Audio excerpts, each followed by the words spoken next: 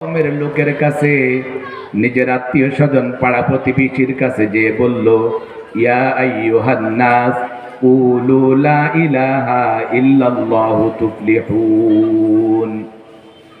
আমার এলাকার লোকেরা, আমার গ্রামের লোকেরা, আমার আত্মীয় স্বজন, আমার পাড়া প্রতিবেশী, এতদিন তোমরা যারা গাছের পূজা করেছ, মাছের পূজা করেছ, চন্দ্র সূর্যের পূজা করেছ, নিজ হাতে মাটি দিয়ে মূর্তি তৈরি করে ওই মূর্তির সামনে মাথা নত করে দিয়েছ, আজ থেকে আর তা করা চলবে না।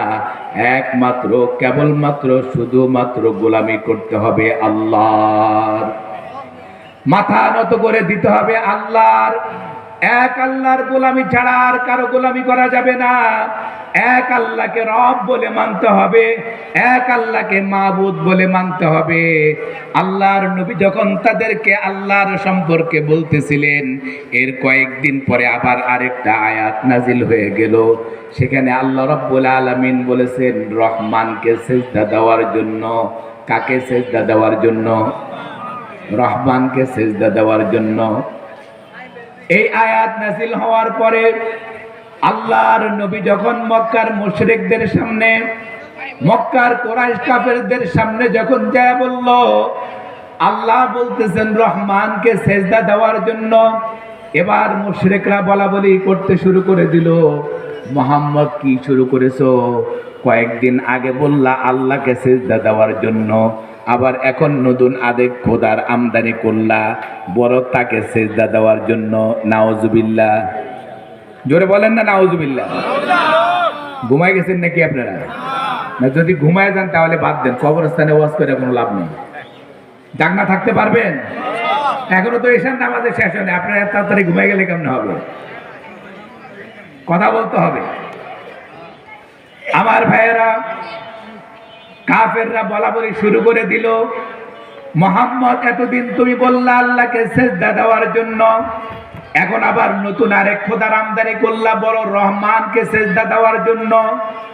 তাদের এই কথোপকথন চলতেছে, এক পর্যায়ে তারা বলে উঠল রহমানটা কে? রহমান কে? কোরআন মধ্যে আয়াত রয়েছে, এখন এই আয়াত যদি আমি পড়তে যাই আপনাদের সবাইকে সিজদা দেওয়া লাগবে, এজন্য আয়াতটা পড়লাম না। আল্লাহ রাব্বুল আলামিন মুশরিকদের এই কথোপকথনরত অবস্থায় সূরা আর রহমান নাজিল করে দিয়ে তার হাবিবকে বলে দিলেন, ও হাবিব আপনি জানায়া দেন রহমান কে?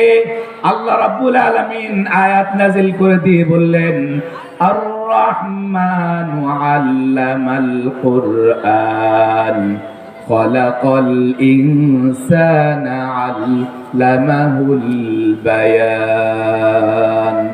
আর রহমান, রহমান তো তিনি হচ্ছেন দয়াময় আল্লাহ। আল্লামাল কুরআন, রহমান তো তিনি যিনি কোরআন শিক্ষা দিয়েছেন। রহমান তো তিনি খলাকাল ইনসান, যিনি মানব সৃষ্টি করেছেন।